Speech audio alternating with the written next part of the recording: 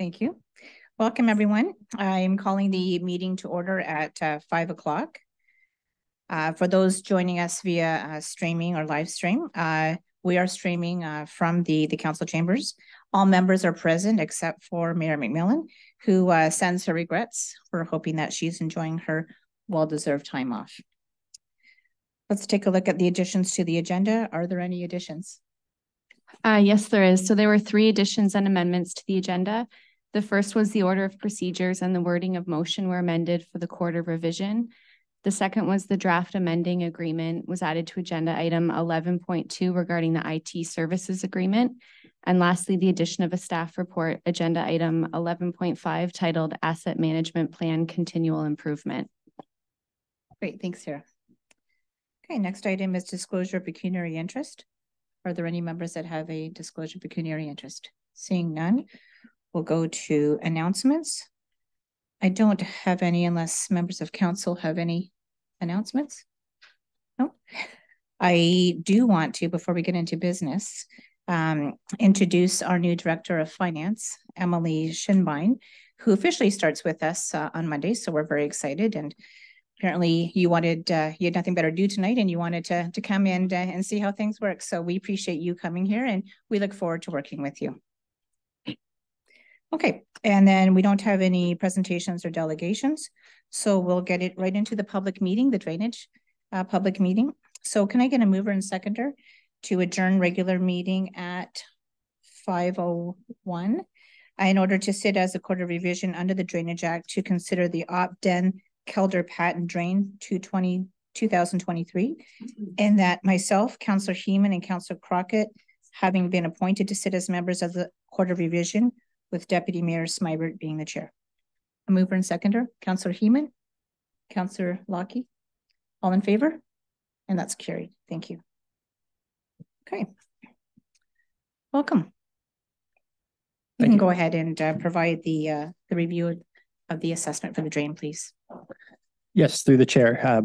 The Opting Kelder patent drainage works consists of approximately 754 lineal meters of various concrete tile ranging from about 200 millimeters to 600 millimeters, with a total cost of the project being estimated to be around $209,400. The cost is broken down typically through benefit and outlet, with a few exceptions regarding special benefit. There's 4 assessments for special benefit. This came from the cost of requesting the engineer to explore the feasibility of taking this drainage work to the north. Ownership in this drainage system decided that was not their preferred route, and the route in the report you have in front of you shows it going to the east. There's also 3 special assessments added to this report. One for the increased cost to crossing Putnam Road towards the county, the increased cost for crossing the Enbridge gas line along that road, and as well the Bell fiber optic cables across that road.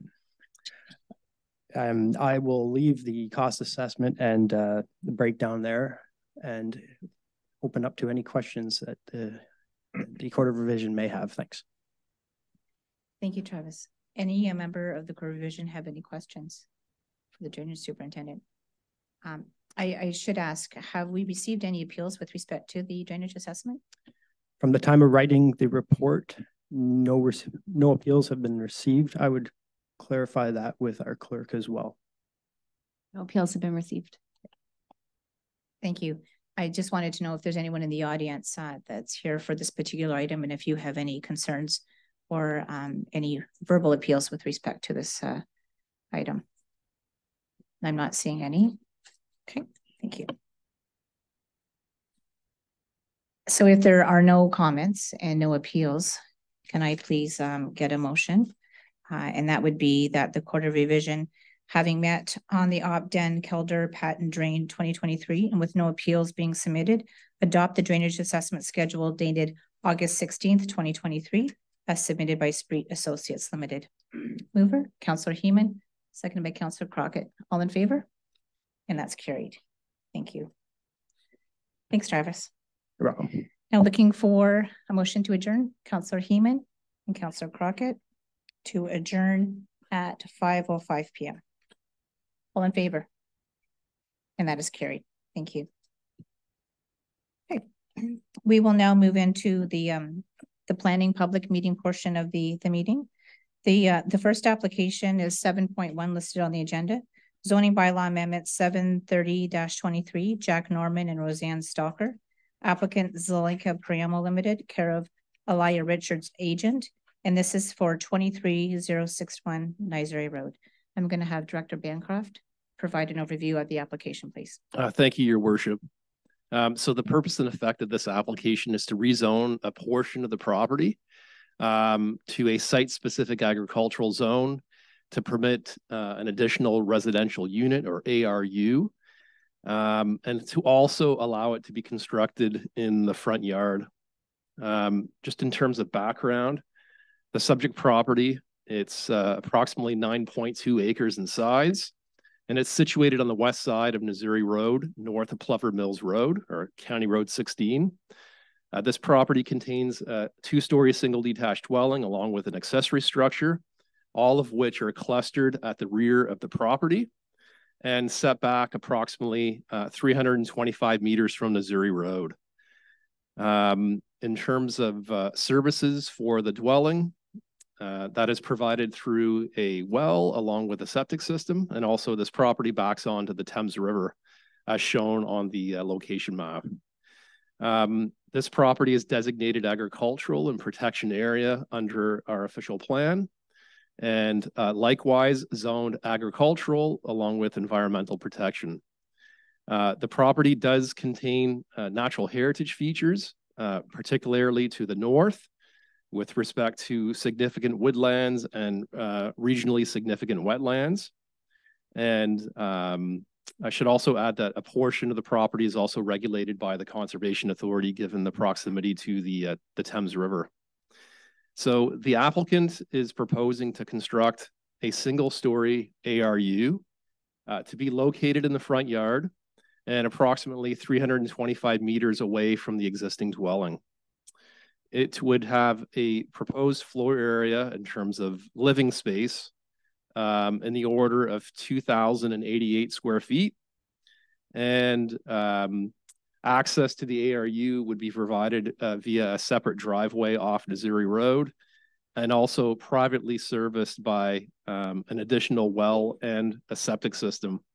The applicants have indicated that the proposed location is ideal, in their opinion, due to the proximity of the existing dwelling's septic bed, and to also ensure adequate spatial separation from the adjacent natural heritage feature. I've conducted my analysis, Your Worship, as outlined in my report, and certainly there is a policy direction coming from the provincial policy statement, encouraging an appropriate range and mix of housing, including ARUs. With respect to the County of Middlesex official plan, it also encourages a broad range of housing types, including ARUs. However, as it applies to ARUs created outside of settlement areas, the policy direction from the county in particular is that they shall be grouped to the primary dwelling. So considering the proposed ARU is not being grouped or clustered with the primary dwelling, but rather set back 300 meters from the primary dwelling, this proposal, in my opinion, does not conform to the County of Middlesex official plan. And similarly, the Thames Centre official plan also has similar policy direction governing ARUs, in that ARUs are to be grouped with the primary dwelling. Also, through the county's approval of OPA 27, which included some modifications, it included additional criteria governing the siting of ARUs, in that their size needs to be 49% or less of the floor area of the primary residential unit. And based on MPAC records, after doing the math, the ARU would be 54% of the floor area of the primary residential unit. Again, the maximum allowed being 49%. So because of the floor area exceeding that requirement, and also because the ARU is not being grouped with the primary dwelling, in my opinion, this proposal does not conform to the Thames Centre official plan. In addition, there is evaluation criteria noted in the official plan governing the evaluation of zoning bylaw amendments. My report speaks to all of the evaluation criteria in that respect. And although it meets those tests, it does not meet the other tests relative to grouping along with the maximum floor area requirement. So as such, although consistent with the general policy direction from the provincial policy statement, this proposal does not conform to the County of Middlesex official plan, as well as the Thames Centre official plan. Alternatively, the applicant's agent may request that this application be deferred to allow an opportunity for an amended submission to demonstrate conformity with the applicable official plans. And conformity could be achieved by grouping or clustering the proposed ARU in proximity to the existing residential use located at the rear and also outside of the regulated area. And as well, there could be a reduction in the size of the ARU to ensure that it does not exceed the 49% maximum floor area requirement.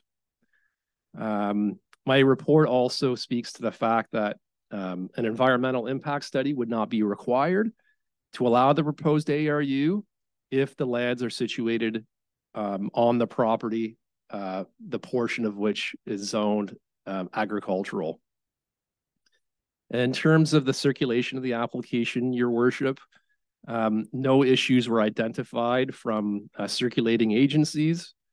Our chief building official did note that building permits will be required prior to the construction of the ARU along with the septic system. And he also notes that consent will be required by the Conservation Authority, likely because of the lands being regulated. To date, no responses have been received from the public. So it's my recommendation, Your Worship, that this application for zoning bylaw amendment Z30-23 be denied. Thank you. Thank you, Director Bancroft. Is the applicant or agent in the room or are they online, Jenna? Oh, yep. They are online and I've got them available to speak. Mr. Frosius. Okay. Yes, thank you, members of council. My name is Harry Frusios. I'm with Zelenka Preamble Limited. I'm here today on behalf of Leah Richards, who is unable to attend tonight's meeting. Also, just to let you know that our client is out of the country and unable to attend this evening. However, they are aware of the staff recommendation. I do want to thank Mr. Bancroft and staff for their processing of this application and for providing you with their feedback tonight. However, we are not supportive of the staff recommendation. And I'd just like to give you some brief opinion from our end and then sort of give you what our thoughts are on how to move forward on this application. As was mentioned by Mr. Bancroft earlier, this application is consistent with the provincial policy statement and as well as the Thames Centre official plan criteria for zoning bylaw amendment applications. From what we understand, the concern really relates primarily to the proximity of the additional residential unit to the main dwelling unit. And from our review of the policies and official plan amendment 27, the policy says that it shall encourage clustering of these types of units near the main dwelling units. That wording alone inherently allows for consideration of unique circumstances, in our opinion, Council. So based on that, our opinion is that the intent of the official plan is satisfied. The unique circumstances that are presented as part of this application are a number of things. And initially, we just wanted to advise you that the current owner wishes to downsize from the existing dwelling on the property, but also wishes to continue to reside in the area and especially within the current property. The main dwelling will ultimately be occupied by the client's daughter, and then the current owners, current residents would reside in the additional dwelling unit. As was mentioned, the site is constrained by natural heritage features, the existing septic system beside the existing dwelling, and topography that slopes downwards towards the west end of the site and towards the Thames River. The property is undersized from an agricultural perspective, and it is not actively farmed, so there's no impacts from limiting or reducing any agricultural use of the property. So, and as was noted by Mr. Bancroft, our opinion is that the proposed location is the most appropriate considering the existing constraints, and it would allow for more convenient access to the additional residential unit. There is no intent to sever these lands that will accommodate the additional residential unit from the balance of the property.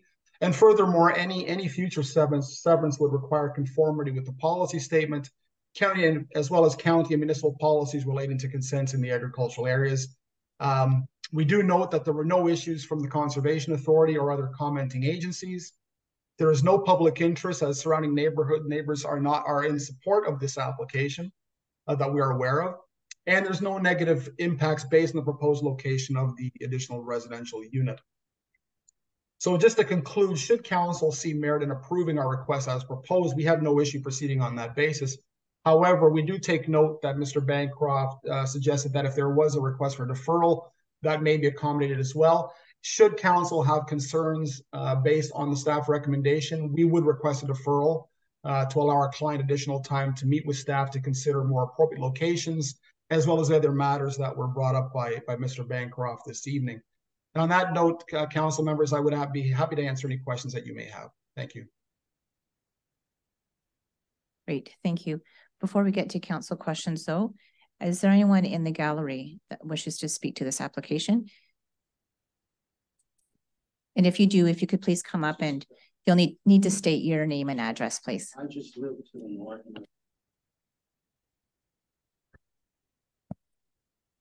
Sorry, yeah, just speak in the microphone, please. Just when you sent out that information, the original package that we got, it didn't explain exactly where the house was going.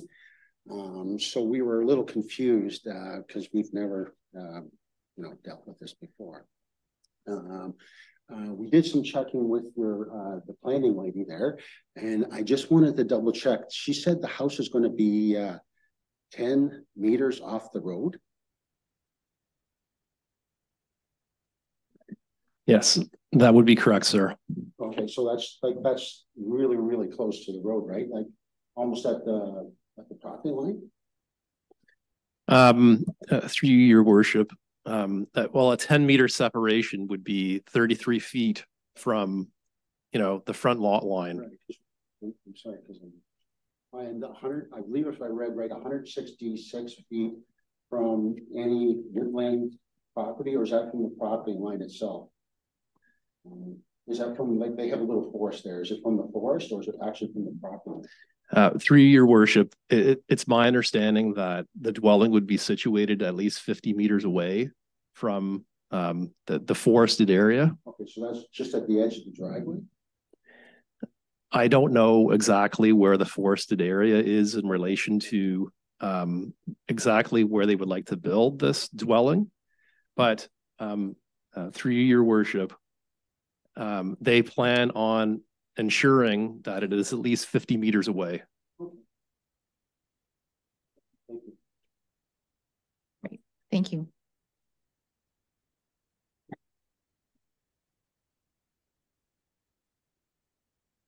Anyone else in the audience wishing to speak to this application? Your worship, there is a member of the public online, as well as the previous speaker has his hand raised and would like to speak again. Okay, who is the Miss Tina Hutton is online, and she is able to speak if she unmutes herself. Miss Hutton, can you please go ahead? Yes, thank you for allowing me to speak. I was just curious of the process. I have no comments to add at this time. Great, thank you. Then we'll go back to the agent. I believe you wanted to address, I think, the individual's concern from the gallery. Yes, thank you, Your Worship. And through you, yes, just to address the comments from the first speaker, is that the 10-meter setback is actually the minimum requirement in the zoning bylaw for the zone that applies. And the 50-meter setback from the natural heritage features is to avoid, to make sure there's no impacts on that feature. So just I hope that clarifies the questions that were provided by the resident. Thank you. Great, thank you. Does that clarify things? It does. Okay, thank you. Okay, if there are no other comments from anyone in the gallery or online, I will now open it up to the members of council for any questions. Councillor Heeman? No questions, just a comment. I think that it is important to encourage clustering, but I think we also need to take consideration for the local factors, and having heard of the current uses and also the arrangement of the property, the location of the weeping bed, I think that the accommodation may be appropriate in this instance. Thank you. Anyone else? Councillor Crockett. Thank you, Deputy Mayor. To kind of echo Tom's comments here, I think the intended use of the ARU is appropriate, and us as collectively as a council do encourage residents to want to stay in place and stay within Thames Centre. Looking at the map here, it is quite a unique shaped lot, so I do understand why they would want to be at the front. But I wanted to make a comment more so on the size of the residence. I understand that they're going from a 2-story residence down to a 1-story residence. And Mr. Bancroft mentioned the requirement for ARUs to be 49% or less of the primary residential unit. And with this being 54%, I would just like to propose that if we do go ahead as council, that we request that the footprint be reduced beneath that requirement. Thank you. I just want to confirm with the agent. Do you understand the comment raised by Councillor Crockett?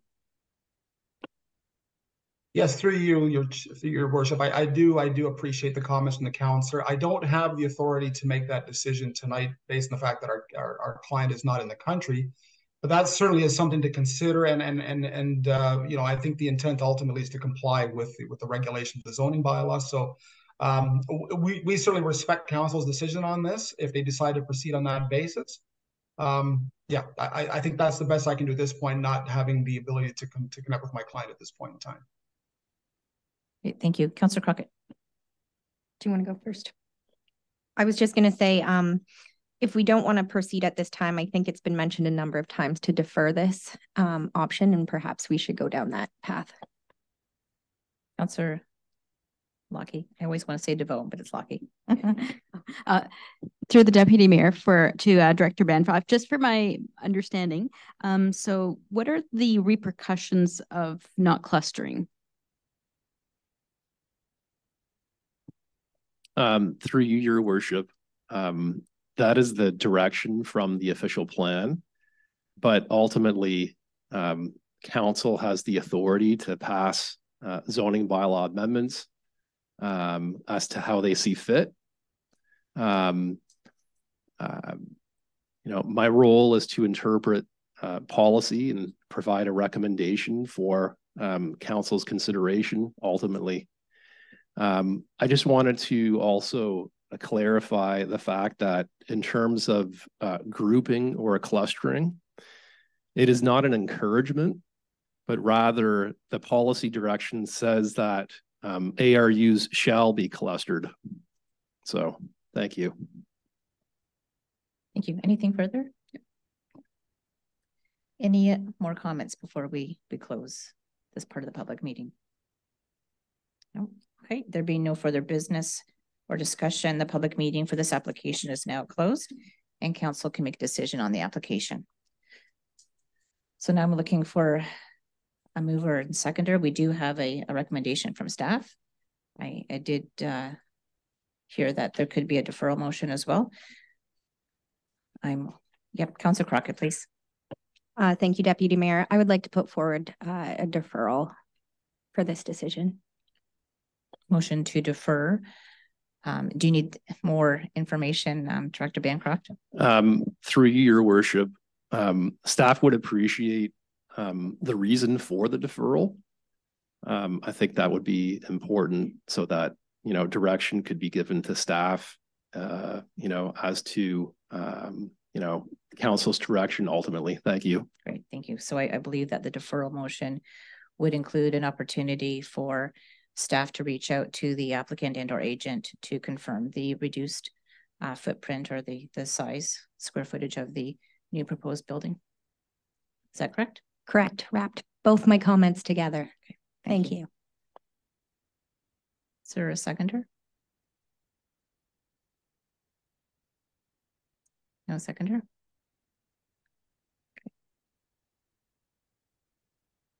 And we don't, then the motion can't move forward. So again, I'll open it up to council. I'm looking for a mover, please, of a motion. Councillor Heeman. Yeah, I would motion to accept the proposed location with the caveat that the square footage is does not exceed 49% of the primary residence. Okay. That's moved, seconded by Councillor Lockie. And if I could, I do believe that staff have provided us with a suggested wording for that. Can I just read that just so that we're really clear? Yes, in please. terms of what we're voting on? Okay, so that the application for zoning bylaw amendment Z3023 requested by Zelenka Priamo Limited on behalf of Jack Norman and Roseanne Stalker for lands legally described as part of Lot 26, Concession 2, and designated as Part 1 on Plan 33R8660 and Part 1 of Plan 33R17425 in the municipality of Thames Center and known municipally as 2306 Missouri Road be approved in principle, provided the proposed ARU has a floor area of 49% or less of the primary residential unit, and that staff be directed to forward the implementing bylaw for council's consideration at the next regular meeting. Okay, all those in favor? And that's carried. Thank you.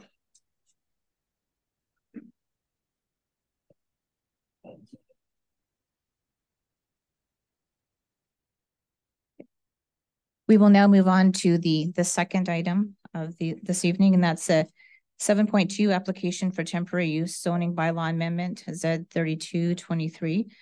Shelley Hunter is the applicant, and this is for 6097 Cobble Hills Road. First of all, we'll have Alana take a look at an overview of the application, please. Thank you, Your Worship.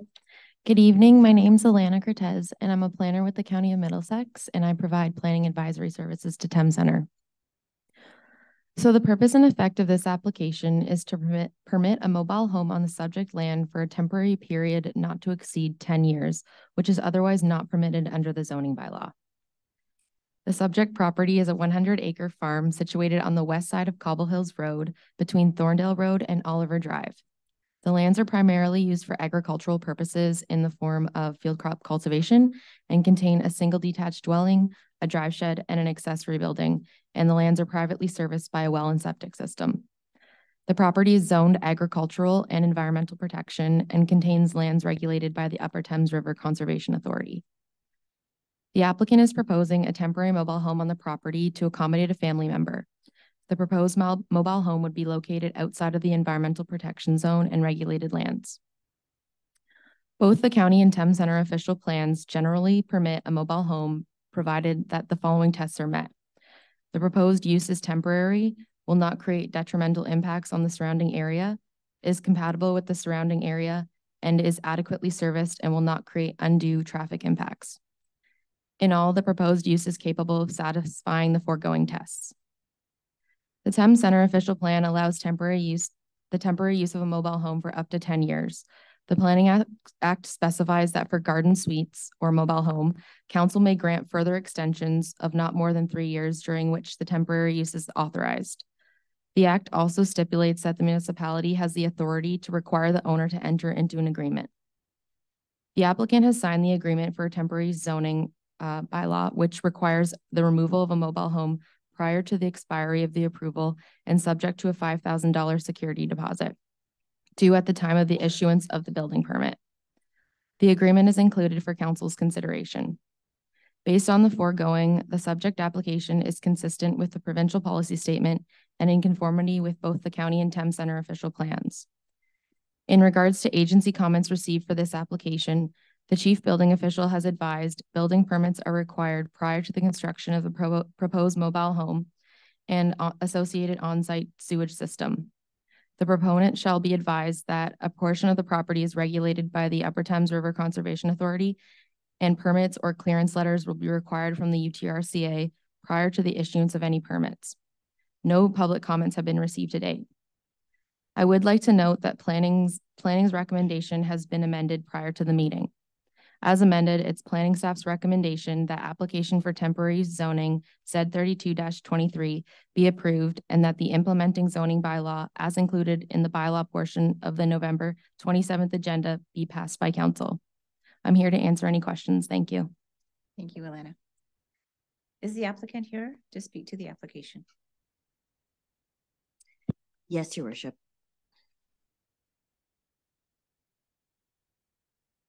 Ms. Hunter, go ahead.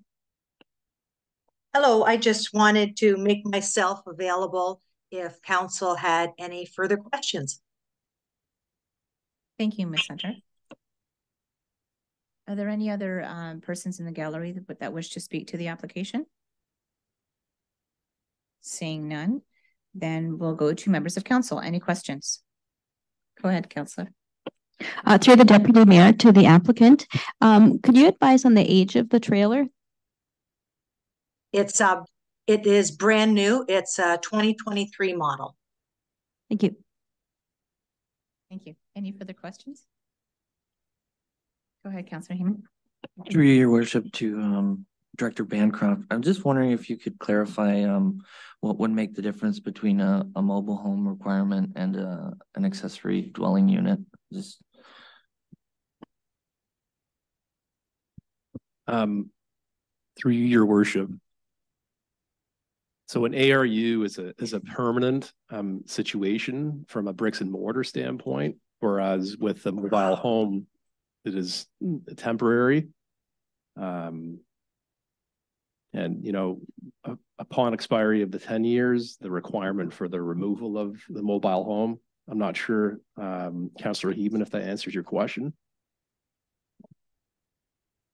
Great, thank you. Any further questions? Seeing none, then the public meeting for this portion is now closed and council can make a decision on the application. Councillor Heeman. I would like to make the motion in favor of the recommendation. To approve as amended. Okay, thank you. Do you have a seconder? Councillor Lockie. Any questions? All in favor? And that is carried. That is approved, Ms. Hunter. Thank you very much. Thank you very much for your time. Thank you. Okay, we'll move along to 7.3, which is a zoning bylaw amendment application Z3323 by Mark John and Ryan Rundle, who are the applicant. Heather Rundle and Veronica John are agent. And this is at the southwest corner of Mossley Drive and Lewis Road. And I'm going to ask Alana to provide an overview of the application, please. Thank you, Your Worship.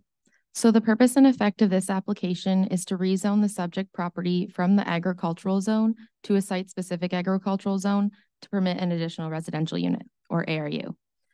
The subject property is a 15-acre vacant farm lot situated at the southwest corner of Mossley Drive and Lewis Road and is used primarily for agricultural purposes in the form of field crop cultivation. The CP Railway abuts the property along the southerly lot line. The subject lands are designated agricultural and are also zoned agricultural. So the applicants are proposing to construct a single detached dwelling with a floor area of approximately 4,000 square feet. And they're also proposing to construct an ARU within an accessory building in the form of a detached garage. The detached garage is proposed to have a floor area of 4,000 square feet, of which the ARU would have a floor area of 1,960 square feet. The primary dwelling and the detached garage, including the ARU, would be grouped within 30 meters of the primary dwelling. The lands are to be privately serviced by a well and septic system. Planning staff have conducted our analysis in section 3 of the report. The provincial policy statement and the County of Middlesex official plan provide policy direction to encourage an appropriate range and mix of housing types, including additional residential units, to meet the long-term needs of the community. Furthermore, the Planning Act requires that official plans include policies to authorize the use of ARUs either within a single, semi, or townhouse dwelling or within a structure accessory to that form of housing in areas specified by the municipality. The county official plan specifically states that ARUs created outside of settlement areas shall be grouped within the primary dwelling, shall meet minimum distance separation, and shall be prohibited from being severed from the property unless as part of the severance of the primary dwelling unit as a residence surplus to a farming operation. The Thames Center official plan provides policy direction in allowing the addition of ARUs in agricultural areas, provided that they are capable of being appropriately serviced and grouped to the primary dwelling. The official plan also notes that any regulation concerning ARUs shall limit the size of the ARU to ensure it remains clearly secondary to the primary dwelling unit, and furthermore, compliance with the Ontario Building Code shall be required. Those matters are capable of being addressed at the time of the issuance of the building permit and through the zoning regulations that limit the size of the ARU. The Thames Center official plan provides criteria to evaluate zoning bylaw amendment requests. Staff are satisfied that the criteria has been met or is capable of being met during the building permit process, including demonstrating compliance with minimum distance separation from any neighboring livestock operations. It's important to note that the proposed development envelope would be approximately 76 meters from the CP railway line.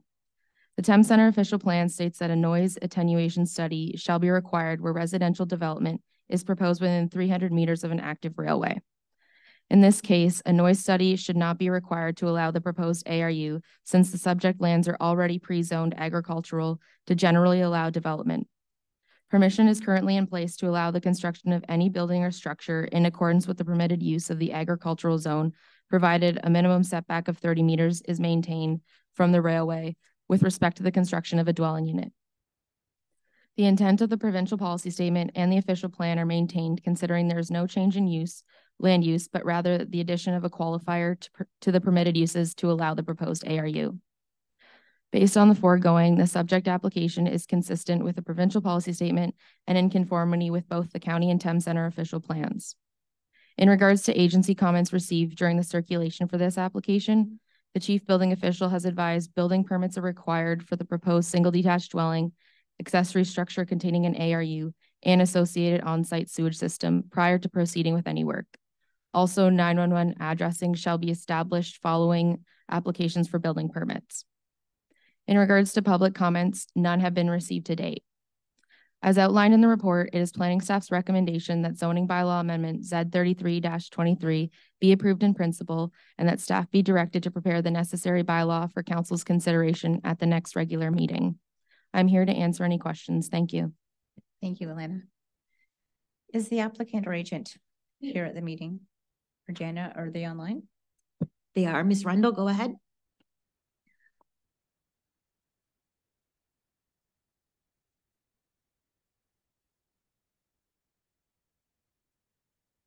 Ms. Rundle, if you wish to speak.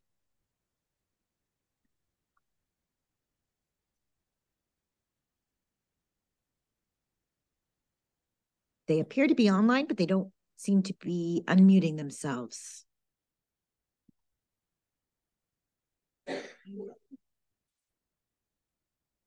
Okay. Maybe we'll just try in a little bit there, Jana, but I'm assuming that she is concurring with the staff recommendation to approve. Is there anyone else in the room that has any questions or concerns with respect to this application? And if you do, can you please come up to the front and provide us with your name and address, please?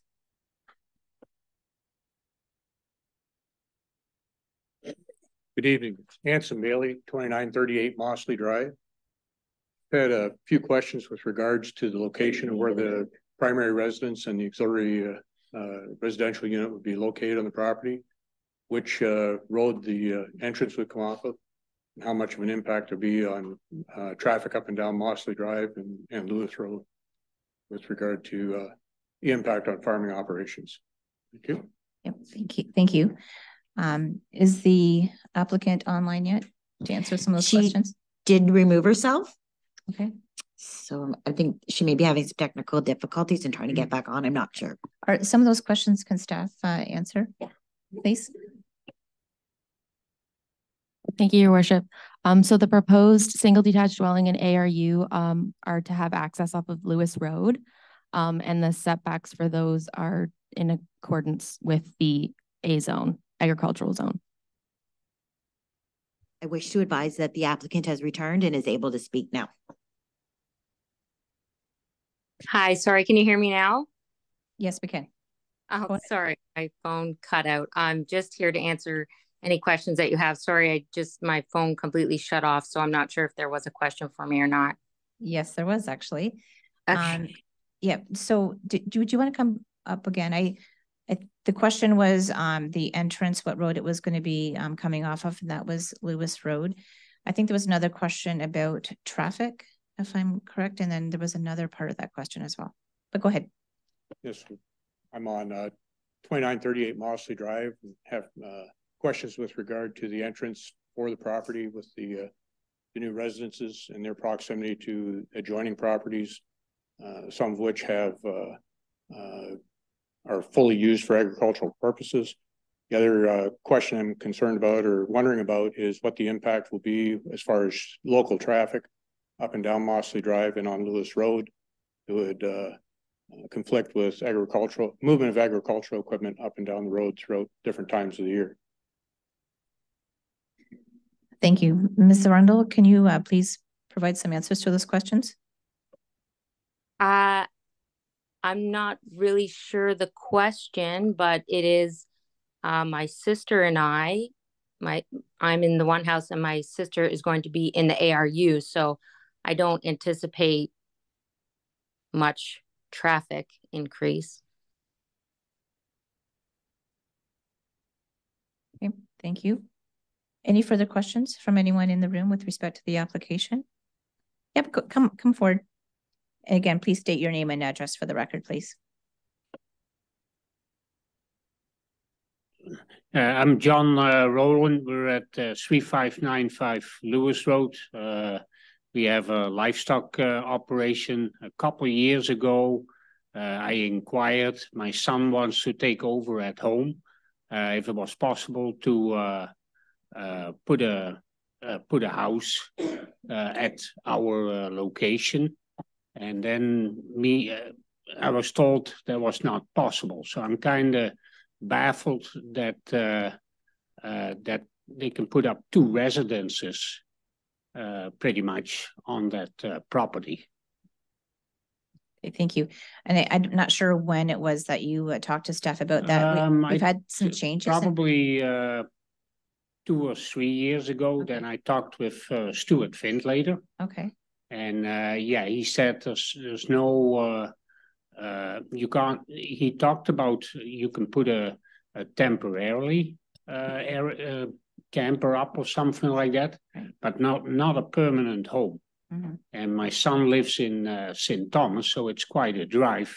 Mm-hmm. And I'm getting older, and he would like to move closer to home. But then I checked, because I know Stuart, I checked with him and he said, no, it's only temporarily housing you can put up. So I'm kind of surprised that that they can put pretty much 2 residences out at that property. Yeah. So I'll let the Director of Planning or Alana speak to that. I know that there's been some changes with respect to some legislation and provisions to allow for this. So you can go ahead, Alana. Thank you. Thank you, Your Worship. So it will be required. So the applicant will be required to demonstrate that the house and the ARU meet MDS requirements as part of the building permit process. And I'd also like to note that earlier this year, we had our housekeeping amendment where the more restrictive zoning setbacks from livestock operations were in place and then removed as part of the housekeeping amendment. So perhaps that could have been the restriction for the livestock operation in the new house, but I can't really speak to that. I'm not positive what the situation is, but it will be required to demonstrate compliance with MDS. Thank you. So I would suggest if you wanted to talk further with staff, you can do that during office hours. Again, some of the legislation has changed that might now allow for that, but that's a discussion that you'll need to have with staff. Okay, thank you. Any further comments on that? Okay. Okay. And I'll now open it up to council. Any questions? Yes, Councillor Crockett. Thank you, Deputy Mayor. I also had the same question as you, of which road the access would be off of, but it sounds as though it's going to be off of Lewis Road. Other than that, I have no concerns. Thanks. Thank you. Any further comments, questions? Okay, if not, I am going to close this part of the public meeting, and council can make a decision with respect to the application. Councillor Crockett? I would like to move the motion that's provided in the agenda. And that is to approve the application? Correct. Thank you. Do I have a seconder? Councillor Heeman? All in favor? And that is carried. Thank you. The application's carried. Approved. Thank you.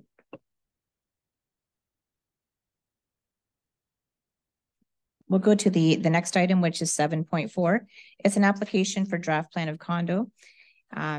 Putnam Road Holdings Incorporated, care of Ken Ratton, who's the owner. Zelenka Priamo, care of Matthew Campbell, is the agent. And this is for 3174 Putnam Road. And I am going to have the Director of Planning provide an overview of the application, please. Thank you, Your Worship. So the purpose of this report that's before you is to provide council with background information regarding the subject proposal. Following the public meeting, staff will provide a subsequent report evaluating the subject application, including all comments received from agencies as well as the public, along with a recommendation for council's consideration at a future meeting. In terms of background, the subject property, it's a 33-acre lot situated east of Putnam Road and on the south side of Breen Road and north of Highway 401. These lands are separated by Putnam Road from an existing rail line, which is owned by Canadian Pacific Railway and operated by Ontario Southland Railway. These lands are used for farming purposes for the cultivation of field crops, and they contain a single detached dwelling, a barn, and a detached garage.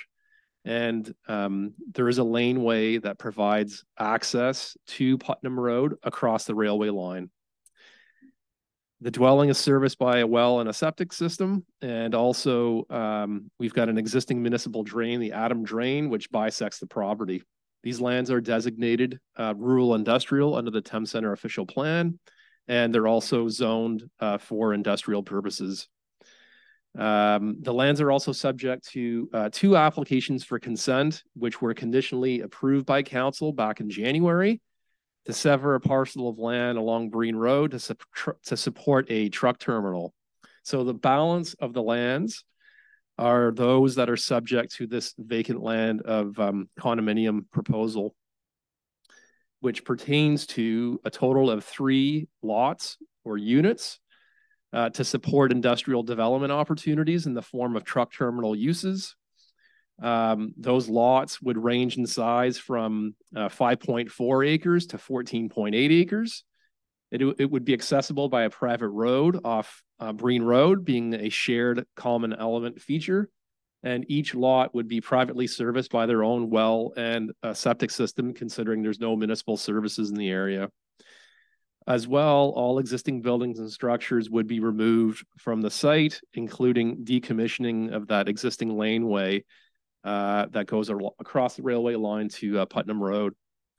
So similar to plans of subdivision, the county is the delegated approval authority for plans of condominium. And before the county is in a position to make a decision on this application, it must first be vetted through Thames Centre Council, subject to agency and community engagement. It's important to note that the county retained an outside consultant to undertake a study for recommended road improvements to address potential hazards associated with the railway line in proximity to the intersection of Breen Road and Putnam Road. based on anticipated traffic as a result of future industrial development. So recommended road improvements would be cost shared amongst the property owners in the area, including the applicant.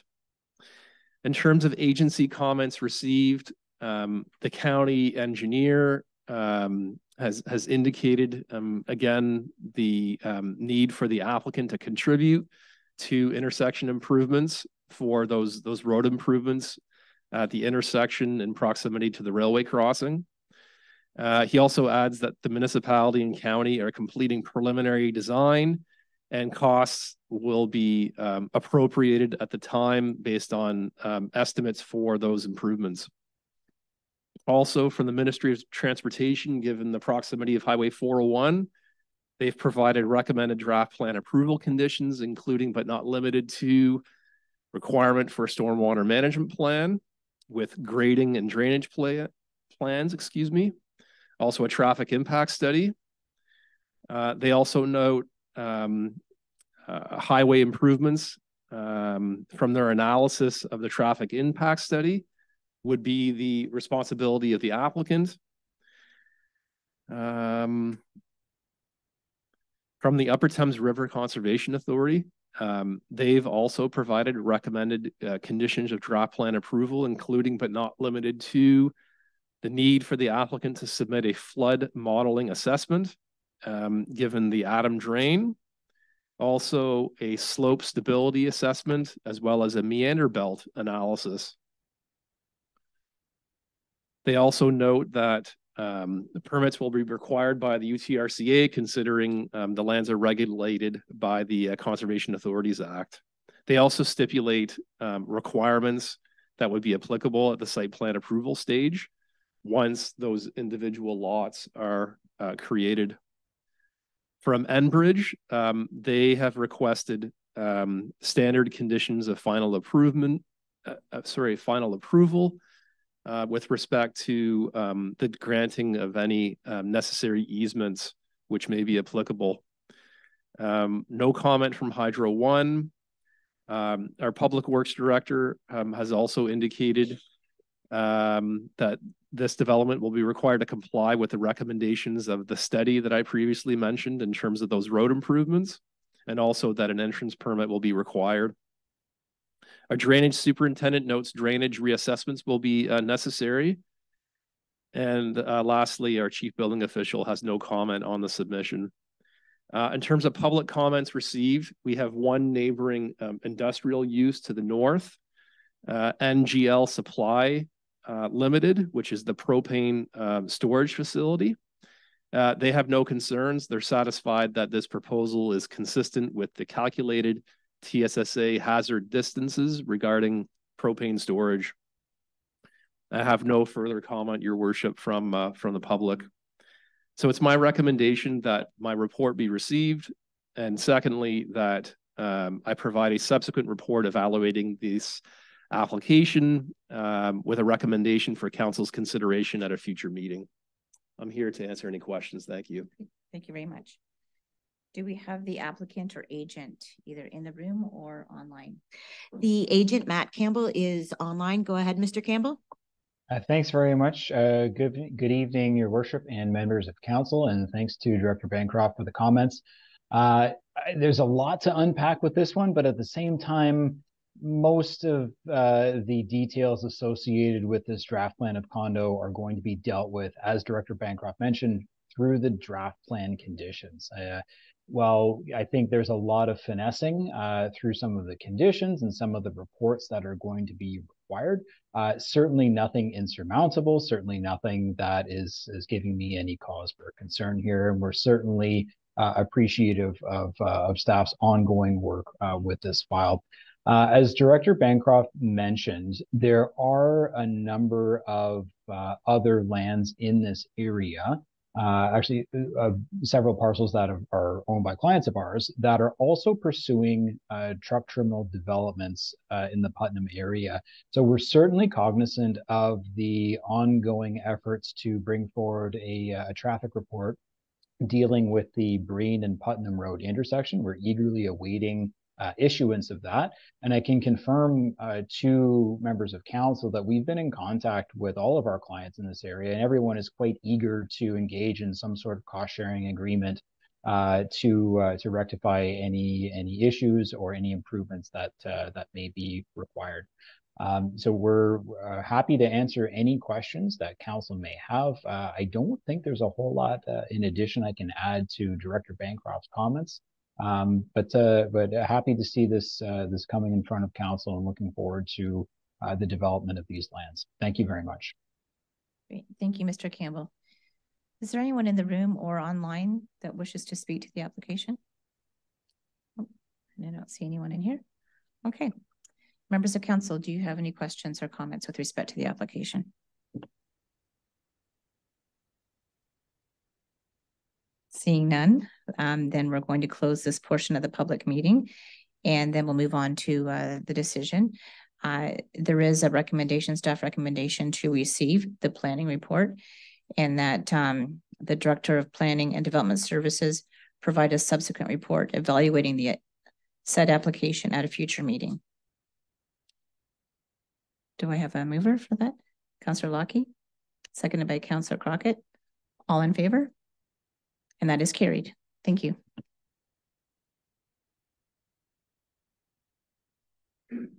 Okay, so can I get a mover to adjourn the planning public meetings at 5:56 p.m. Councillor Crockett, Councillor Lockie, all in favor? That's carried. Thank you. Okay, we're moving into a committee of adjustment. And we have a minor variance application. I guess we need a motion to move into committee of adjustment actually at 5:56. To sit as committee of adjustment under the Planning Act to consider minor variance application A1023. So I will throw it over to Director Bancroft to provide an overview of the application, please. Thank you, Your Worship. So the purpose of this application is to seek relief from the comprehensive zoning bylaw as it relates to the interior side yard width requirement to allow the construction of an addition to an existing single detached dwelling. The subject property, it's a residential lot located here in the village of Dorchester. It's on the north side of Byron Avenue between Dorchester Road and Canterbury Drive, as shown on the location map on the screen. This property contains a single detached dwelling along with a garden shed, and the dwelling is serviced by municipal water and sanitary sewers.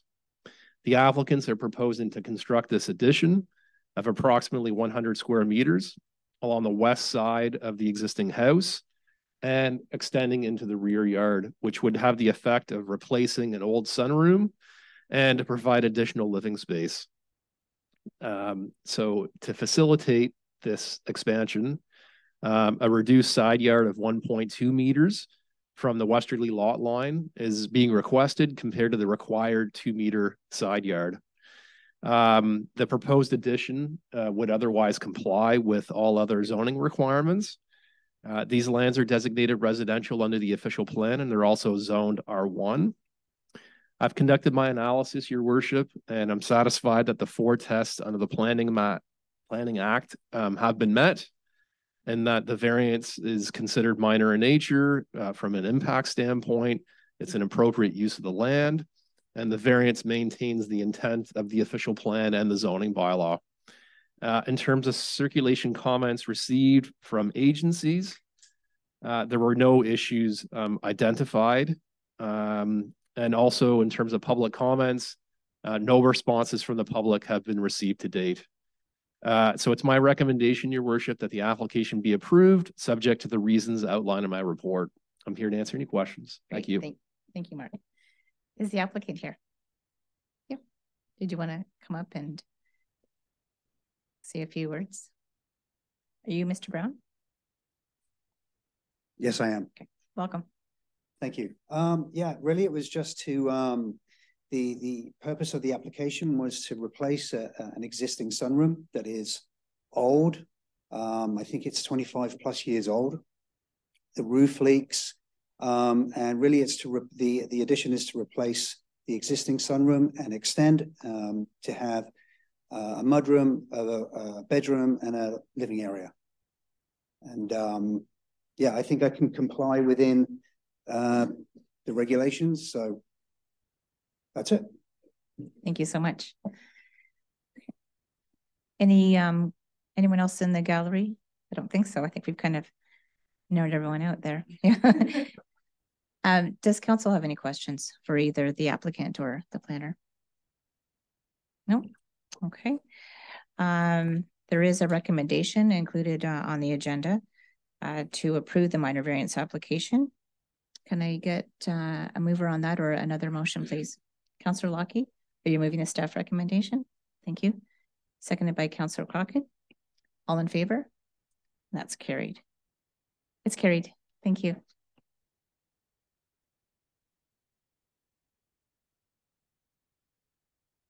Okay. Can I get a motion to adjourn Committee of Adjustment at 6 o'clock? Councillor Heeman and Councillor Crockett, all in favor? And that's carried. Thank you. Okay, moving along to item 9, which is the adoption of the minutes. You have the regular minutes of the minutes of the regular meeting for November the 14th. Can I get a motion to approve, please? Councillor Heeman, Councillor Crockett, all in favor? And that's carried. Thank you. The consent agenda. So items listed under the consent agenda are received for information in one motion. Council members may request that one or more item be removed for further action. Does council wish to pull any items? Councillor Heeman. You okay? I would request that item 10.3 be removed for discussion. Okay. Any other items? Okay, so we will get a motion to receive items 10.1 and 10.2. Can I get a motion? Councillor Lockie, Councillor Crockett, all in favor? That's carried. Okay. And Councillor Heeman, do you want to deal with item 10.3, please? Yes, I would like to make a motion that this be received from information and for future budgetary consideration. Thank you. So you're moving that be referred to budget. Okay. Can I get a seconder? Councillor Crockett, all in favor? That's carried. Great. Thank you. Okay, we're moving on to reports of departments. And the first report is CAO 12-23, Information Technology IT Services. We're looking at some additional policy updates. I'll turn it over to you, CEO Barrett. Thank you, Deputy Mayor. So this report and the subsequent policies attached follow what Thames Centre Council approved earlier this year in terms of policy modernization in alignment with our service provider, which is the Middlesex County IT service providers. Chris Bailey is here this evening as well to speak to the policies that are before you. Most of the research and implementation has been conducted at the county first. The policies that are before you today don't replace any current policies. They are new. And again, what's in alignment with Middlesex County. So Chris is here to answer any questions you may have on these. And there's a subsequent IT report we'll get to after this one. Thank you. Welcome, Chris. Thank you, Deputy Mayor. Yeah, really here just to answer any questions. The report did a great job of outlining what the 4 policies are for. If there's anything specific in any of those 4 policies that you'd like to know about, I'd be happy to answer any questions. Thanks, Chris. Any questions for Chris on the policies? No, you did a good job. If there are no questions, then there is a recommendation with respect to this matter on the agenda, and that's to receive the report for information and to adopt the policies as printed on the agenda. Can I get a mover, please? Councillor Lockie, seconded by Councillor Heeman. All in favor? And that's carried. Thank you so much, Chris, for your good work. I guess you need to stay here for the second item, don't you? Okay. Next item is the Information Technology IT Services. This is the amending agreement with Middlesex County. Not sure who wants to go first on this one. So similarly, and I do want to extend my thanks to Interim Clerk Sarah Henshaw for both the previous report with respect to IT policies as well as the one that's before us today. In terms of the time and attention put into these matters. This particular report that's before you now is a consideration for Thames Center Council to renew its service agreement with County of IT, County Middlesex IT Services Division. There could be some minor adjustments between now and the time we bring forward the final draft for you through bylaw format. So what you have before you is a draft.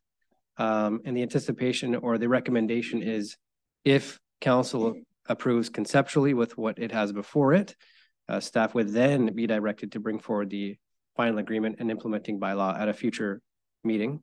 Other than that, I guess I'll leave it to Chris to speak to any other matters about the relationship and the agreement. Thank you.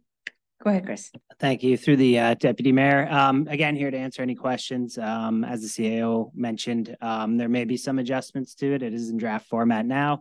It's been circulated to the other users of the service as well. So we've been discussing with the other CAOs, and you will see some minor adjustments. The one thing kind of just to note here is we originally started the shared service with Thames Center in 2018. That was a 5-year agreement, which did actually automatically renew in May this year. The amending agreement really takes a look at the service as a whole, adding in a lot of the services that were originally set to optional. I think there was the attachment of the original in this report. Majority of services and schedule will be there. We're actually being performed by County IT, but weren't recognized within the agreement. So myself and County Legal took a good look at the agreement and really just took a lot of those optional services out, increased some of the values, and added in some things like, IT governance and things like that as services offered. So happy to answer any questions. As the CAO mentioned, you will see another draft or a final draft come through to council once it's complete. Thanks, Chris. Any questions for Chris with respect to the amending agreement? No, we don't see any. Okay, so I'm looking for a resolution to receive this report for information and that the agreement be brought forward at a future meeting for council's consideration. Moved by Councillor Crockett, second by Councillor Lockie. All in favor? And that is carried. Thanks again, Crystal, for all your help. Appreciate it. Okay. CEO Barrick, you have the next item as well. It's the 2024-2027 Thames Center Strategic Plan. Well, thank you, Deputy Mayor. So the consultant, I believe, is also online. Maybe pass to Jen and make sure the individual, Ken, is with us. But in the meantime, this report flows through from your previous council meeting and the direction therein with respect to the various amendments that have been made. Those have been taken into account and put forward in the revised or amended final draft that you have an attachment before you as well. The final draft document has also been a little bit revised to add some other components that I believe are referenced with respect to mission goals, message from the mayor and council, some accessibility guidelines and some other pieces. So it is still in draft format for your review and consideration and or further amendments. And if the consultant is available and has any other comments to make, happy to hear as well. Thank you. Ken, did you have any further comments?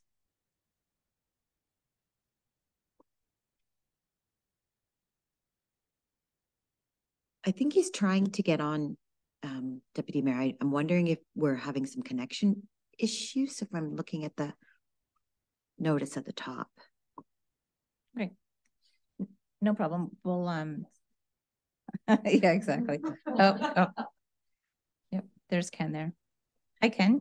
Welcome. Hi, sorry. I got the pleasure of listening to the whole meeting until my report, and then we lost you. So can you hear me? Yes, we can. Yes, thank you. Good. So CEO Barrick had just provided some preliminary thoughts with respect to the amended strategic plan. Did you have any further commentary that you wish to provide to council?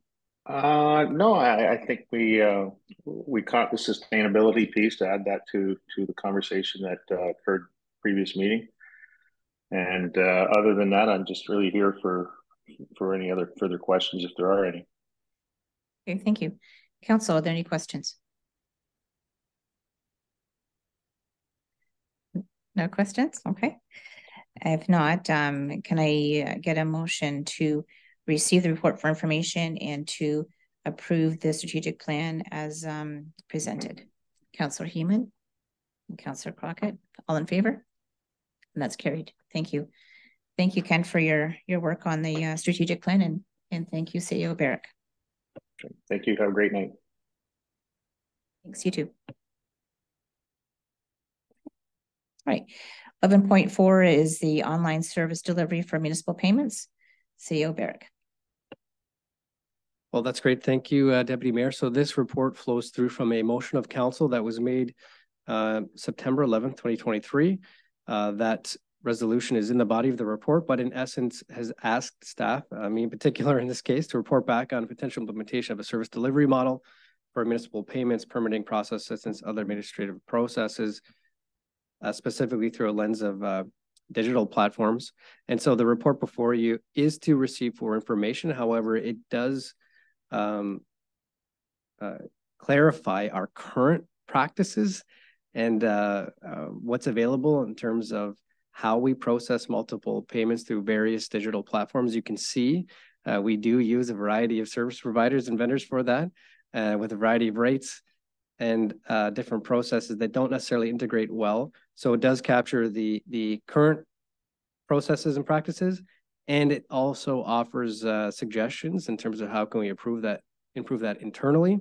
The report does say that we will be bringing forward in the 2024 budget process a capital budget line with respect to a new website. And so if that is successful, we would use that new website as the driver to harmonize these processes. So other than that, I'm happy to take any other questions, as well as senior management team is here. Each member uses a different platform, so they may be able to speak to the current state and which platform is being used across the corporation. Thank you. Thank you. Any questions from council? Questions or comments? Councillor Lockie. Through you, the Deputy Mayor, through Director Barrick or CEO Barrick, just regarding the 2.5% fee, like have we negotiated that rate down or looked at other providers? It seems maybe a little bit high. Thank you. Through the Deputy Mayor, we agree. I think that's the work that we would intend to be doing through possibly negotiating with current vendors or going to a one vendor, possibly even creating our own and licensing it to other municipalities. So we believe as well that there's room for improvement, both in integration as well as possibly negotiating rates. Thank you. Thank you. Thank you. Councillor Heeman.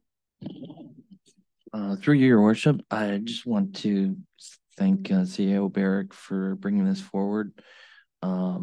I know we've had ongoing discussions about online services, and it's good to see where we are at, and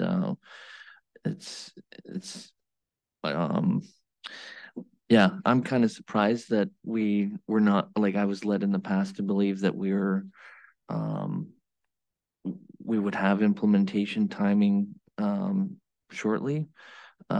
So it's good to know where we are currently, and again, identifying the technology gap that we need to roll us out. So thank you. Thank you. Any further questions? If not, there's a motion to receive this report for information. Councillor Heeman, second by Councillor Lockie. All in favor? And that's carried. Thank you. Okay. Next up is our asset management plan, continual improvement. And Amanda Story, you are here to present the report. Go ahead. Thank you. Through you, Your Worship, I am presenting this report to obtain council authorization to engage PSD Citywide Incorporated to provide continued technical advisory services and support. The purpose is to update our current asset management plan, and that is also created by PSD Citywide. The update is legislatively required as set out in Ontario Regulation 588-17, Asset Management Planning for Municipal Infrastructure. In summary, Thames Centre has implemented citywide software and support services for asset management requirements since 2013. As per Ontario Regulation 588-17, municipalities are required to review and update their asset management plan every 5 years. Our current asset management plan has been in place since 2021 and must be updated no later than 2026. The proposed agreement will allow for the update to take place, and said services would provide a phased approach to conduct a thorough inventory analysis to ensure municipal asset data integrity and improve financial reporting to allow for informed decision-making in delivering services efficiently and responsibly. Citywide services would support current staff capacity, and furthermore, we house all assets owned by our municipality in citywide asset management software currently. So in choosing citywide, staff would have access to both the asset management and financial consulting and the data analyst and software implementation teams at PSD citywide at any time. As stated in the report, levy implications span over 3 years, and to note, the 2023 levy implications were addressed during the 2023 budget approval process earlier this year. When the proposed update is achieved, we should see operational efficiencies and savings corporation-wide. So report number CAO 01623 is to be received for information and for council to authorize staff to enter into an agreement with PSD Citywide Incorporated for professional asset management support to continue to build internal asset management capacity and to meet reporting directives set out through OREG 588-17.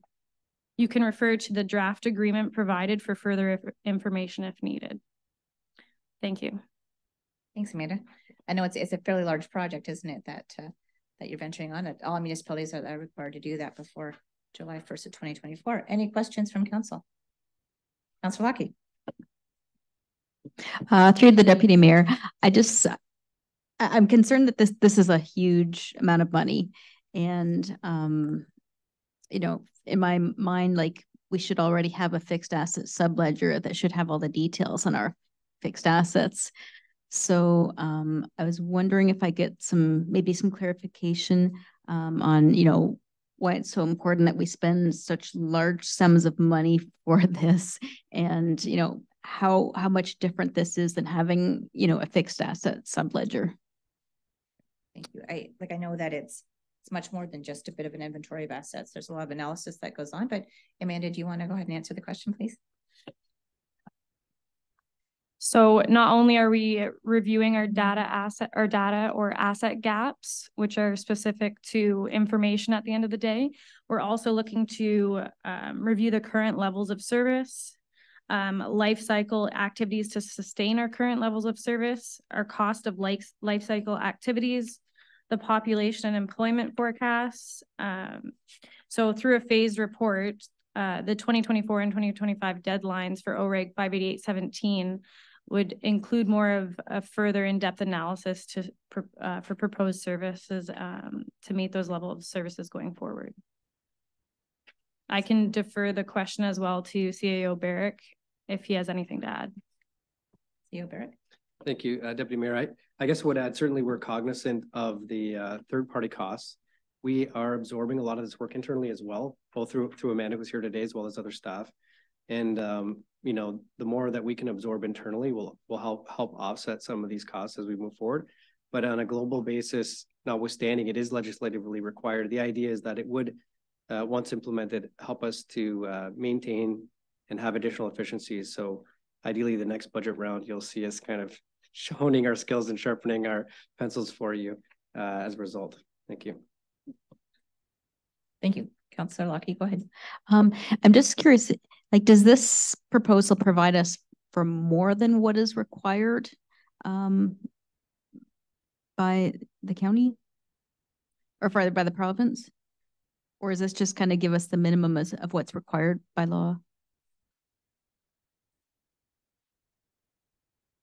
So through your worship, right now we have our current levels of service, but this will be more long-term phased approach as well. So the 10-year goal rather than short-term. So it's providing short-term and long-term strategic plans for our assets and levels of service. So looking at what the condition of assets are currently, reassessing them, and making sure that we fill all data gaps to properly use financial reporting for future replacement of assets as well. So looking at what's critical versus non-critical. So if I could just clarify though, it's to meet the legislative requirements. We're not exceeding the legislative No, we're requirements. meeting the 2024 and 2025 deadlines. Okay. Sorry, through your worship. Thank you. That's good. Thanks. Does that help? Yep. Yep. Okay. Thanks. Yes, Councilor Heeman. Through your worship, I'm just wondering what is the approach that's taken to determine the long-term service levels? Who would like that one? Through you, your worship, long-term service levels are based on the condition of assets and the life cycle of assets. So we need to reassess our critical assets, making sure that the cost of replacements also assessed, that inflation measures have also been placed on those assets. Currently, we want to assess the data we have and fill any data gaps to ensure that we're financially reporting as fiscally responsible as possible. Does that answer your question? Yes. Go ahead. Thank you, Deputy Mayor. Just to add on, the asset management plan is one piece. The follow-up is the financial management plan. And as we dovetail into the budget process, you'll see some challenges with our capital plan. This asset management plan will help us create that sustainability, platform that this council has requested as well with the life cycle costing. You've seen already this year alone, there's been a couple of budget amendments come forward. Our intention is to get better on how we're budgeting, certainly from a capital perspective, as well as the assets that we have to extend the life of them through other means and measures. So as I noted earlier commentary, the intent behind this, although it is legislated, is to help municipalities perform better with the custodianship of the assets. Thank you. Thank you. Any further questions? Let's go ahead. From my understanding, so how did we, when we would do our, our annual budgets, when we figure out, well, what assets are due for replacement? So how did we do it for this? Thank you. Through the Deputy Mayor, the only thing I could say is our intention is to create a 5 and 10 year capital plan. We don't necessarily have one, certainly for all our assets today. And this process will help us be able to do that with our assets. The other thing is to be able to evaluate it every year. In other words, if we have a 5 or 10 year plan, it should be looked at every year in terms of that condition rating and assessment that could change depending on a variety of conditions. So how's it been done up until now? I think predominantly it was looked at on an annual basis without necessarily the ability for such a longer term lens that something like this would apply to. Now we do have an asset management plan that's on some assets. The plan that's before you here would be all of our assets. Okay. Thank you. Thanks. Any further questions? No, Deputy Mayor. Okay, thank you. Councilor Heeman. Through your worship, I just would comment that I think also our development charge study informs some of these longer term capital projects.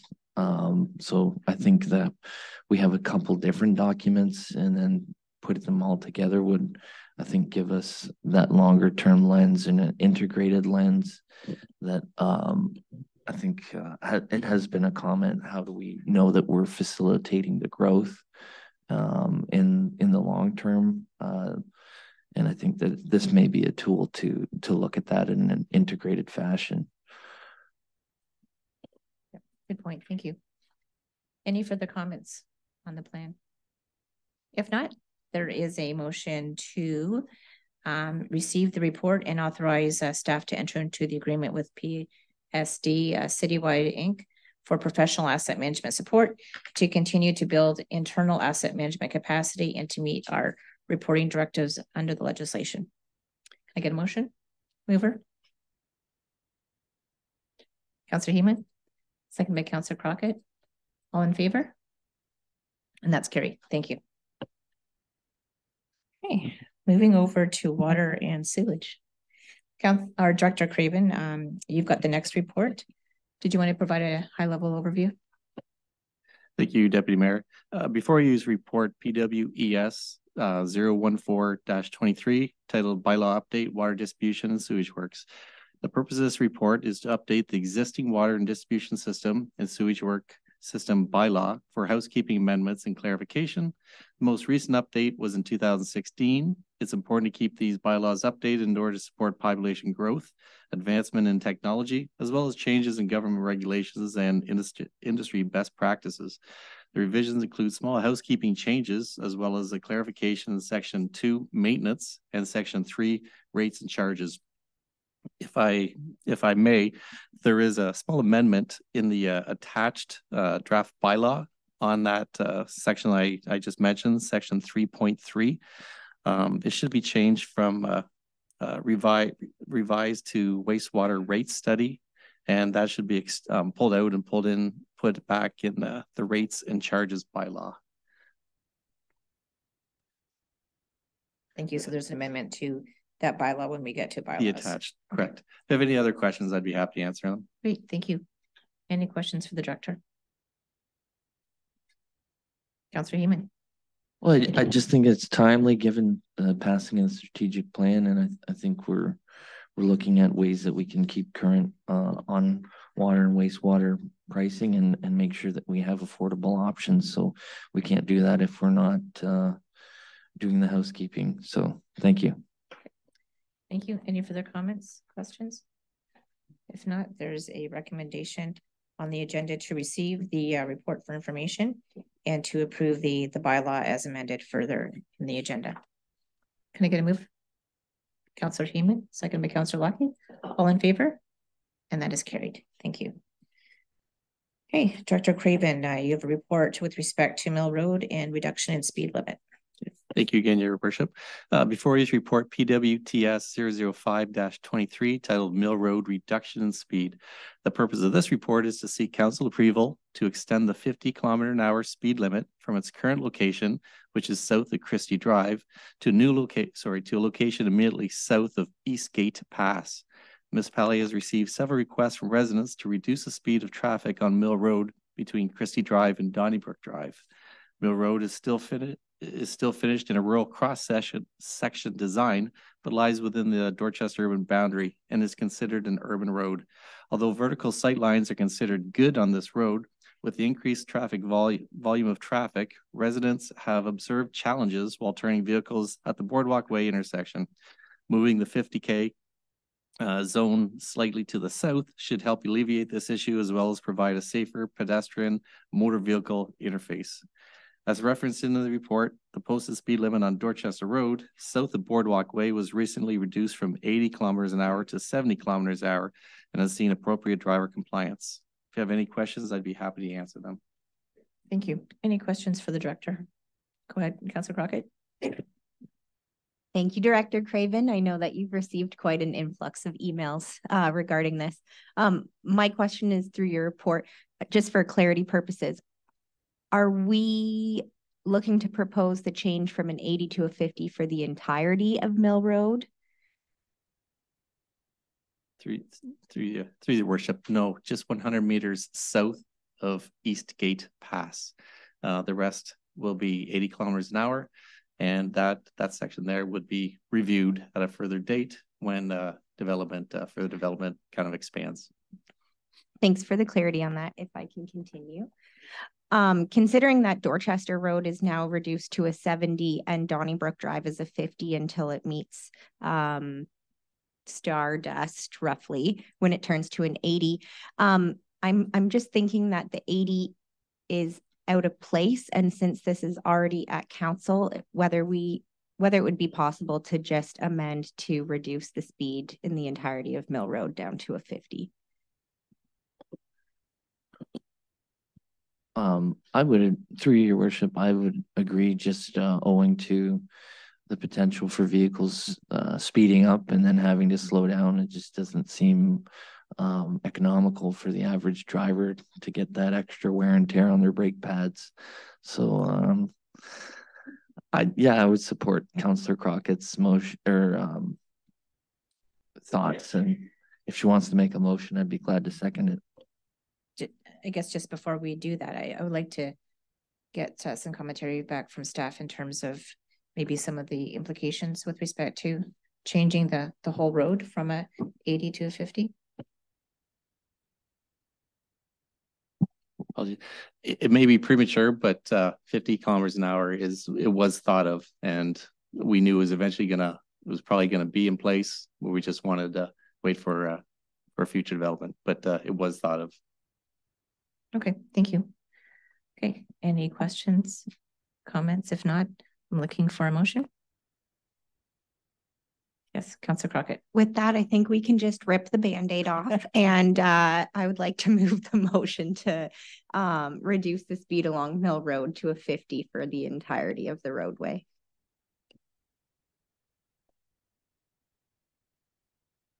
Okay. Seconder, Councillor Heeman. Sarah, I just want to make sure that you got the gist of the change there. Through you, Your Worship. May I just add that report number PW-TS-005-23 be received for information, and that the posted speed limit for the entirety of Mill Road be reduced from 80 kilometers an hour to 50 kilometers an hour, and that bylaw 29-2019 be amended to reduce the speed along reduce the speed along the entirety of Mill Road to 50 kilometers per hour, and that staff install the appropriate signage and provide communication to the residents regarding this change. Great. Thank you. We're good. Okay. Any comments or questions with respect to that motion? I'll call the question. All in favor? That is carried. Thank you. Okay. Next item is the Dorchester Cooperative Nursery School, and we have Director McDonald. Please provide an overview of your report. Thank you. Through you, Your Worship. Council has before you report number CS 017-23 regarding the space previously rented by the Dorchester Cooperative Nursery. The purpose of this report is to advise Council on how things concluded with the closure of the nursery, along with plans on how to move forward with the use of this space. After many successful years, we were sorry to learn of the nursery's plan to close shortly before they did cease operations. As per the report, they were unable to pay rent for their final month of use, that being September, nor able to pay their October rent invoice, which is issued in advance as per normal terms of payment by the first of each month. As a result, under the circumstances, we feel their offer to leave behind appliances, a desk, and a storage shed will be an acceptable compromise. The silver lining, perhaps, to this unfortunate nursery closure is that the space has become a valuable use for numerous senior center activities while they are displaced during renovations. Various current Thames Center user groups could be interested in taking over this space along with potential new user groups. As a result, I would like to issue a request for proposal for all parties with interest in this space. Likely not to be made available until after the new senior center opens to allow the senior center to continue to use it in the interim, unless the best proposal happens to have ideas on how they could share this space with the senior center until they move into their new space. The recommendations within this report are as follows: that report CS 017-23 be received for information, and that Council approve the Dorchester Cooperative Nursery School's offer of providing the municipality with assets in lieu of their rent owing for September 2023 as specified within this report, and that Council directs staff to cancel the invoice issued to Dorchester Cooperative Nursery School for October 2023 rent, and that Council agrees to terminate the facility license agreement with Dorchester Cooperative Nursery School, and that Council approve allowing the senior center to continue to use this space for various programs until the renovation project has been completed, and that Council directs staff to issue a request for proposals for interested parties to submit their proposal for future use of the space. And I'm happy to answer any questions that Council may have at this time. Great, thank you so much. Are there any questions or comments for Director McDonald? Seeing none, I'm looking for a mover and a seconder to adopt the recommendation from staff. Councillor Heeman is moving. Councillor Lockie, second. All in favor? And that's carried. Thank you. Next report is application for part lot control exemption for PLC 0223 Dick Massey Homes Limited Elliott Estates Subdivision Phase 1. Mark, did you want to give an overview of that report, please? Thank you, Your Worship. So this is an application to exempt certain lands from the Planning Act provisions with respect to part lot control to allow the further subdivision of lands to facilitate development of freehold semi-detached dwellings on separate lots. This property is located in Thorndale and part of the Elliott Estates subdivision. It's situated on the west side of Shirley Street, just south of Patrick Street. These lands are designated residential and they're zoned R2-6, which permits semi-detached dwellings. The applicant is in the process of constructing a semi-detached dwelling with the foundation poured and the common wall separating dwelling units coinciding with the proposed lot line. The servicing design of the site has been approved and it's included as part of the subdivision works through the subdivision agreement. Exemptions from part lot control are rather common for semi-detached and townhouse developments where a lot line is created along a common wall. An exemption is necessary since part of a lot cannot be sold to another party without a planning approval. It's also important to note that council has the authority to pass such bylaws. However, it doesn't come into full force and effect until the County of Middlesex issues a decision which has been delegated to their planning director. I've conducted my analysis, Your Worship, as outlined in my report, and I'm satisfied that what is being requested is consistent with the planning framework. And without further ado, it's my recommendation that the application be approved and that the implementing bylaw be passed by council and subsequently forwarded to the county for consideration of approval. I'm here to answer any questions. Thank you. Great. Thank you, Mark. Any questions or comments? Councillor Heeman. I just want to comment through Your Worship that I think it's good to see that there's progress on this subdivision, and you know, it's a local builder and it's a local developer, and I think you can tell in terms of the shortness of the time period in which they've brought units to market or are attempting to bring units to market. So it's good that they're filling that need for affordable housing in Thames Center. Absolutely. Thank you. Any further comments or questions? If not, I'm looking for a motion. There is a staff recommendation included as part of the report. Councillor Heeman, you are moving the staff recommendation to approve. Thank you. Seconded by Councillor Crockett. All in favor? And that's carried. Thank you. There's no unfinished business. Any notices of motion? Any new business? Seeing none, we have bylaws. So we've got bylaws 110, 2023 to 116, 2023. Just making a note that under bylaw 110, 2023, there was an amendment as part of the staff report. And yes. Just through you, bylaw 116-2023 would need to be amended as well with respect to the rate of speed. Correct. Yep. Thank you. Okay. So we've got amendments on those two bylaws. Any questions, comments? If not, I'm looking for a motion to adopt. Councillor Heeman, Councillor Lockie, all in favor? And that's carried. Thank you. Okay. We are now going to go into closed session. If I get a resolution at 6:38, Councillor Lockie and Councillor Crockett, all in favor? That's carried. Thank you.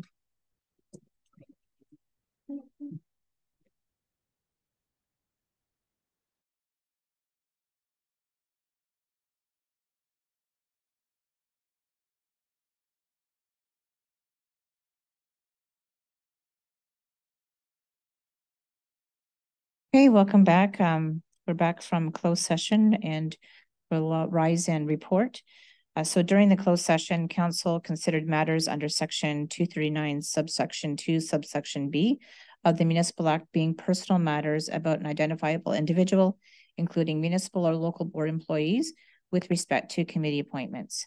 And during that meeting, we did propose a recommendation to be considered by council. Can I ask the clerk to please provide the wording of that recommendation? Yes, Your Worship, that council appoint Nancy Abra, Michelle Mundy, Sean Baker, and Kayla Carter to the Thames Center Special Events Committee, and that the interim clerk be directed to update the appointment bylaw accordingly. Great, thank you, Sarah. Can I get a motion, please? Mover to approve. Councillor Heeman, Councillor Lockie, all in favor? And that is carried. Thank you. We will now take a look at the confirmatory bylaw, which is 117-2023. So can I get a mover to adopt the confirmatory bylaw for tonight's meeting? Councillor Heeman, Councillor Crockett, all in favor?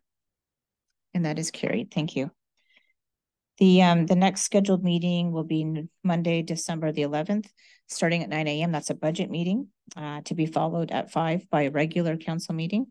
And then if needed, Tuesday, December the 12th, again, beginning at 9 a.m. for the budget meeting. So seeing that, can I get a motion to adjourn, please? Councillor Heeman and Councillor Lockie, all in favor? And it is 6:51, and that's carried. Thank you. Have a good night.